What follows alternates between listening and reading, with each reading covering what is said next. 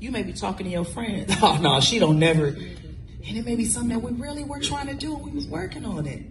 And not only did you laugh at me, but you laughed at me publicly with your friends. And I feel humiliated a little bit, but I have to kind of giggle a little. He's so crazy, but really you want to cry. Affirmation is huge in God's kingdom. Wow. And your words of affirmation to your wife are everything. Or if your love language is touch, or if your love language is gifts, then you... He's a good gift giver. He is. He's a really good gift giver. But if you don't understand what those small things do to her, oh, she ain't gonna do that.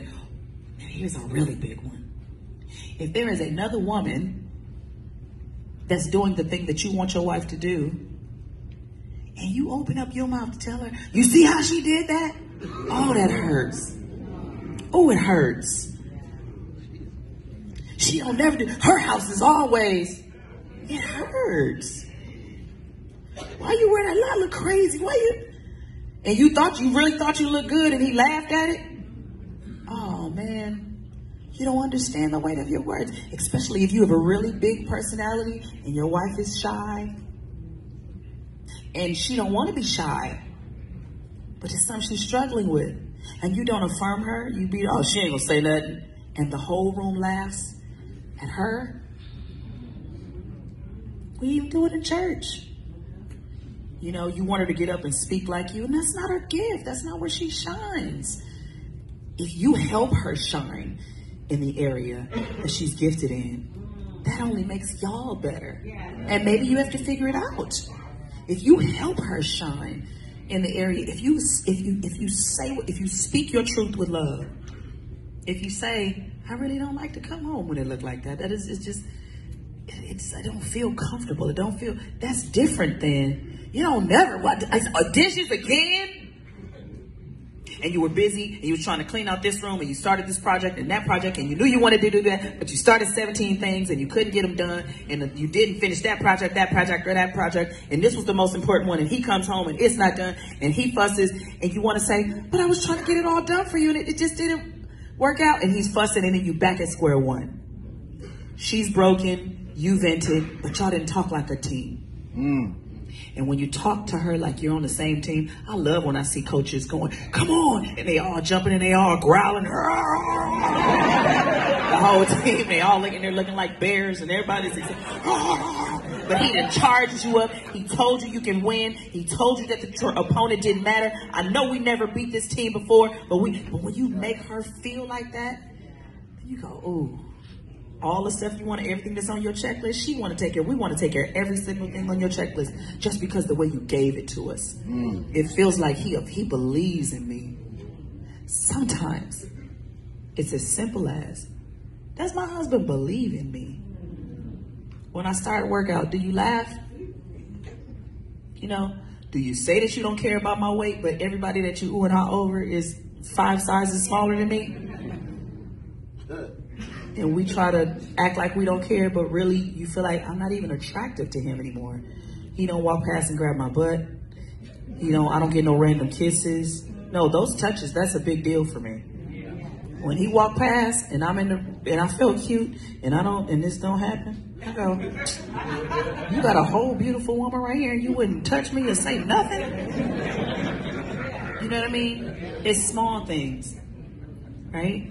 Now, we got a lot of stuff to pay attention to, and he gonna talk to that, but I'm talking to my bros right now. Your words mean much more than what you know. So just think about them a little bit. And maybe this is new for you. Maybe you're not that expressive. That means you gotta take some time and figure this out. Maybe you do talk to her sisters, even though they let their little kids beat the counter with a hammer. And ask, what has she been talking about? I've done that before. I've called some of his good friends and said, what has he been talking about that he wanted? I've called Jubu, I've called Harold. They told me stuff that you like, and you showed smile when I gave you the gift that I gave you. I even asked Bruce before. Bruce? He was your engineer. He sat with you every day for years. What was Bruce for? And Bruce definitely knew it was something I bought for it. Anyway, your words matter. And that's what I want to say to the men. Yeah.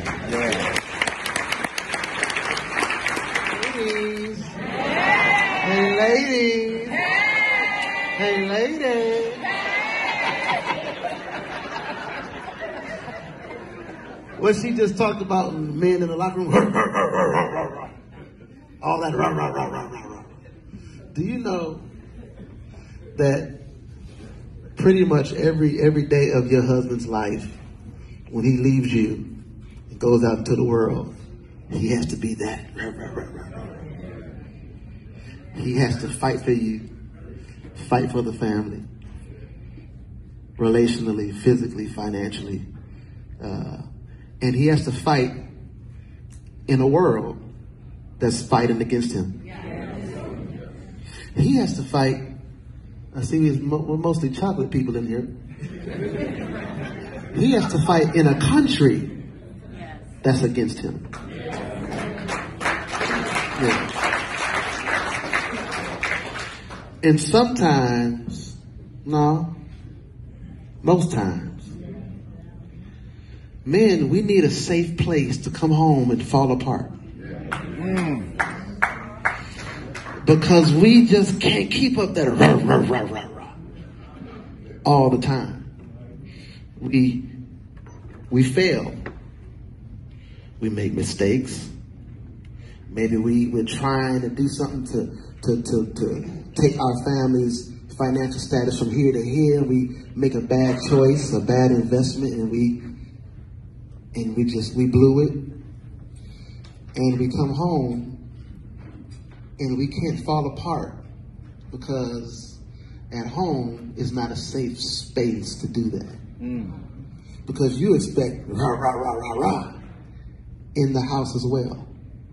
I can't be sensitive. I can't come home and I just feel like crying. It's so hard to be a man. You have no idea. Just how you say it ain't easy to be a woman. It is hard to be a man. Only a man knows it. But I'm coming home to a woman who don't understand the sensitive side of a man, or that we may need that space to say, man, I need somebody to hold me right now. It may not be every day, but there's sometimes where the world is just collapsing. Everything I'm trying is not working. Everything that I'm endeavoring to do is falling apart. Every ambition that I have, it just seems like it's not clicking. Things are not working. And it feels like I'm not holding up my end of the bargain.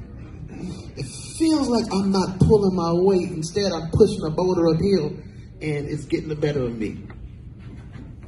And I come home, and my wife, what are you all sensitive for?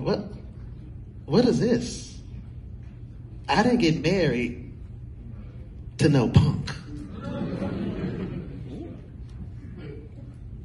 My daddy was a punk. And I said I was never going to marry nobody that... We can't both be crying.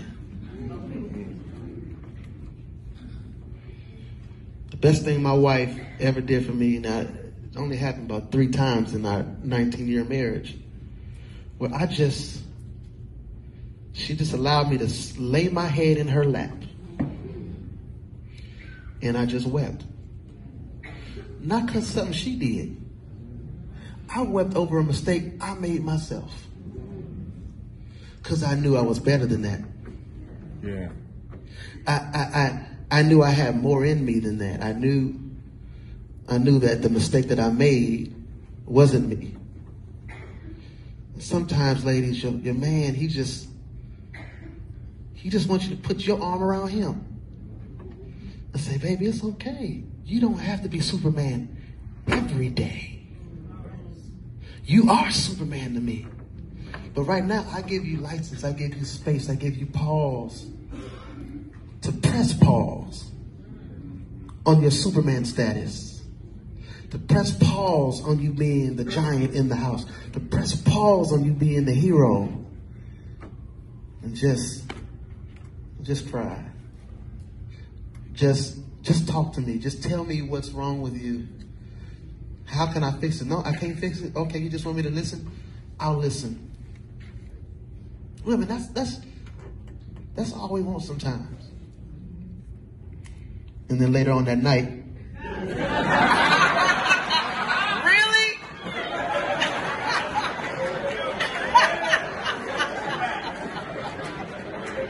I think the